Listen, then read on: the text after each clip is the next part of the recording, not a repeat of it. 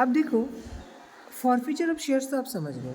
अब समझना है कि फॉरफीचर ऑफ शेयर्स में कंपनी उसका अकाउंटिंग रिकॉर्ड कैसे करता है। ठीक है, फॉरफीचर का एंट्री क्या होता है। तो फॉरफीचर की एंट्री जब हम करेंगे तो क्या करेंगे, देखो इस चीज़ को समझो। हम क्या करेंगे, शेयर कैपिटल अकाउंट को डेबिट करेंगे।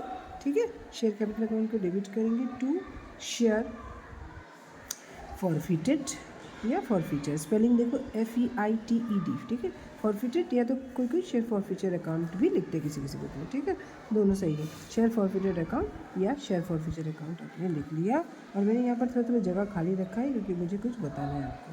और यहाँ पर हम लिख रहे हैं कॉल्सन एरियर।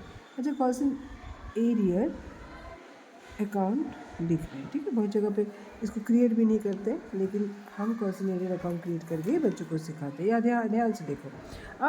अब बात है कि अमाउंट क्या डालेंगे, वही तो इम्पोर्टेंट है। जानना हो तो बच्चे रट्टा मार के भी याद कर लेंगे, लेकिन इम्पॉर्टेंट चीज़ क्या है कि अमाउंट क्या डालेंगे। ठीक है, क्या क्या अमाउंट यहाँ आएगा। तो सबसे पहले समझो शेयर कैपिटल को। शेयर कैपिटल में कौन से आएंगे बेटा, number of shares forfeited, number of shares forfeited, जितना शेयर्स फॉरफिट किया जा रहा है। ठीक है, उसका नंबर।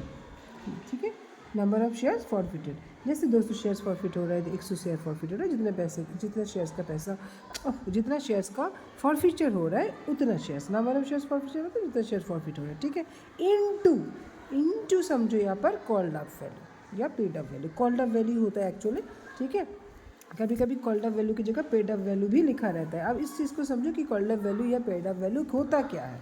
तो कॉल्ड अप वैल्यू क्या हो गया, जितना कंपनी ने क्या किया, सपोज करो फेस वैल्यू 10 रुपया है, 10 रुपया में कितना कंपनी ने अभी तक शेयर कैपिटल में ट्रांसफ़र कर दिया।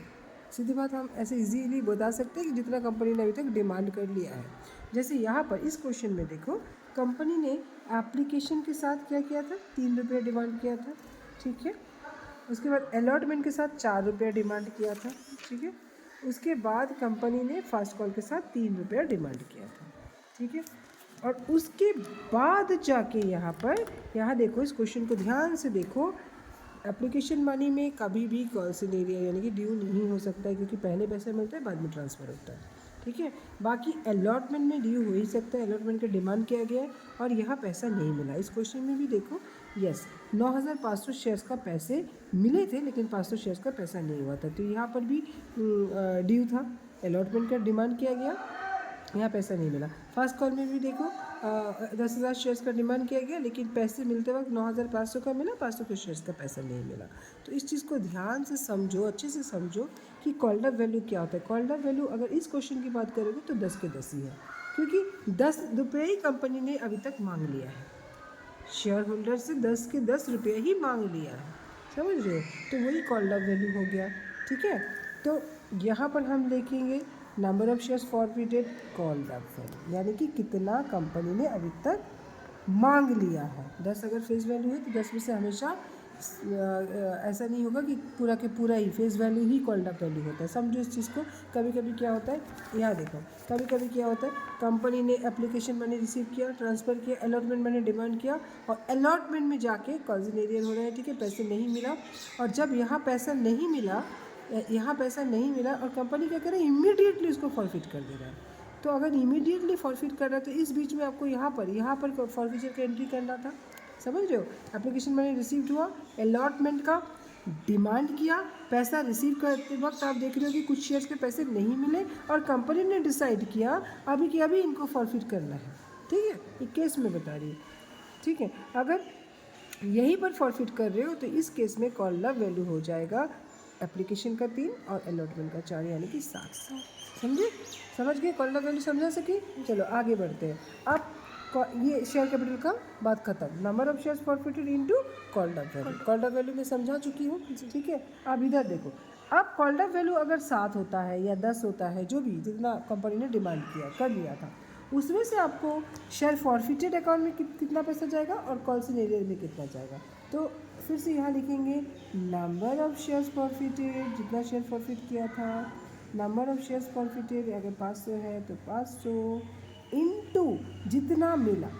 कॉल्ड अप अगर 7 रुपया है तो 7 रुपये में जितना मिला, अगर इस क्वेश्चन को देखा जाए तो अगर मैंने यहाँ जो मैंने अभी एक क्वेश्चन आपको बताया कि सपोज़ करो कि एप्लीकेशन मनी रिसीव्ड हुआ, ट्रांसफ़र हुआ, अलॉटमेंट का मनी डिमांड किया गया, यहाँ पैसे रिसीव नहीं हुआ और कंपनी इमीडिएटली यहीं पर आके फॉरफिट कर रहा था, तो वहाँ कॉल्ड अप वैल्यू 7 था।